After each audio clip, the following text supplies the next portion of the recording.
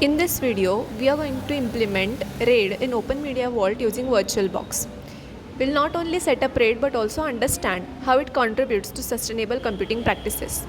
RAID reduces data loss risks and increases hardware longevity, which directly supports sustainable IT by avoiding unnecessary replacements and minimizing electronic waste. For implementing this, we need OpenMediaVault, which we'll be downloading from VirtualBox. We open VirtualBox and create a new virtual machine. We name it and choose Linux Debian 64 bits and continue. Now we name this virtual machine and we assign around 2 GB of RAM and create a primary virtual hard disk where the operating system will be installed. Creating only required resources is an example of resource efficiency. We avoid over provisioning, ensuring minimal energy usage while maintaining performance. We attach the OpenMediaVault iOS as the boot medium for installation. We start the virtual machine, follow the installation steps and set the root password. OpenVault virtual machine installs in the primary virtual disk. During this whole process, instead of burning physical DVDs, we use digital ISO files, which saves plastic, reduces waste, and supports eco-friendly software development. As we can see, we are at the end of downloading OpenMediaVault. We shut down the virtual machine, add multiple new virtual hard disks in VirtualBox, and restart the system.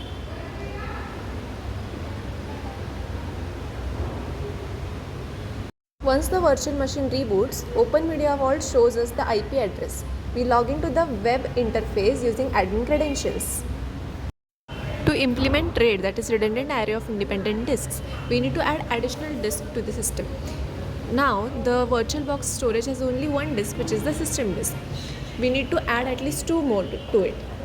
We can create new disks and give appropriate sizes to them in the storage setting of the VirtualBox.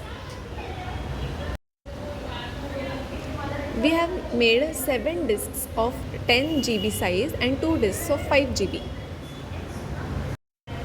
Now for the disk wipe and create, go to storage disks in OpenMediaVault web interface. Select each new disk, click wipe and quick. Repeat this process for all the disks. Now we are going to check the disk hierarchy. Go back to the root shell of OpenVault machine and use the lsblk command to check the hierarchy and status of the disk. You will see SDA, that is main OS disk, and SBD, SDC, new disks which we added. After these commands, you will see the multiple device option where you will need to add the next RAID.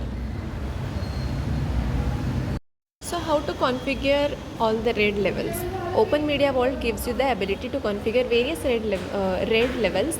Each level has its own advantage and disadvantage. Going to the RAID creation screen in the OpenMediaVault web UI, go to storage, multiple devices and create, where you will see options to select the RAID levels. Here we are going to apply the RAID level 1, that is strip. It combines 2 or more disks in a large fast storage. The next we implemented is linear. It is the RAID that connects disks one after another, that is similar to merge, which gives full capacity storage. So here we have implemented 3 RAIDs, that is strip, RAID 0, linear and RAID 5. We can see all the disks that are used for their implementations. Now we'll see the energy consumption analysis and management in the RAID system. We have used advanced acoustic management, which is currently at disabled state. This controls how quiet or fast the disk is, and the spin down time set to 10 minutes, which means if the disk is idle for 10 minutes, it will stop spinning and save the energy. This is a good value for energy saving. Now we'll be checking power settings via SSH. Your PC's command prompt must use SSH to connect to OpenMediaVault. It requires root password via SSH. To connect to the server, enter the root password you set during OpenMediaVault installation. Now here we'll see the pending configuration changes, and we will have to apply all these changes to all our RAID implemented hard disks. We can see the implementation of it on the screen.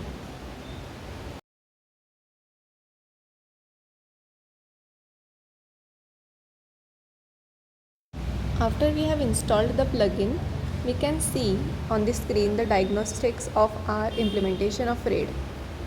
You can see few options here like system information and the performance and the report of all the RAID implementations. Let's check out one by one. Now we have opened diagnostics performance statistics of CPU. Here the data has been shown how the CPU usage would be according to the timeline. Going further to disk input and output statistic performance, we see the disk traffic by day, by week, by month and by year in the given graphs.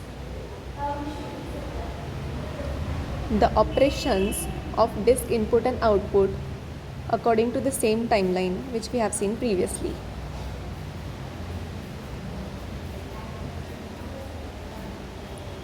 We can also see the graph of the disk time per operations. Going back to performance statistics, we can see the file system usage. The file system usage is also shown in the graph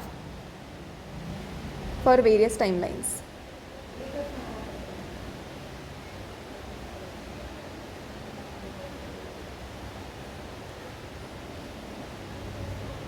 One disk file is shown here in the form of graph how it is using the data and the energy efficiently. Now we'll see the performance statistics. First statistic for calculating the performance is load average. Load average per day, per month, per week and per year. Going next to the memory usage. Memory usage is one of the important part of managing memory space and the energy efficiently. We can see one of the data which shows how efficiently we have reduced the energy usage and memory management using RAID algorithms.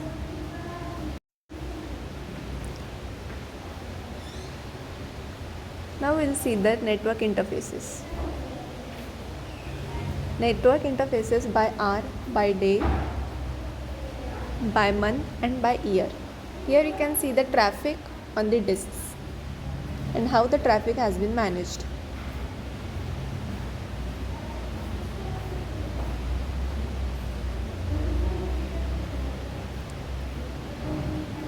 And at last we have the uptime. Uptime is the system uptime which is required for fetching the data from the hard disk. The current, maximum, minimum, average and the total time has been calculated below the graphs. With this experiment and the corresponding statistical data, we have found the benefits of RAID and power management. RAID increases data security, that is RAID 1, RAID 5 and RAID 10, improves performance, example RAID 0 and RAID 10, and increases storage capacities. This reduces the risk of data loss due to disk failures and increase system reliability. Help with power management. Using power management settings, you can save power by automatically stopping the spin down disk when it is idle. This reduces data usage, which increases its lifespan and reduce operating costs, and also is efficient in saving power and making the usage of energy more efficient and sustainable.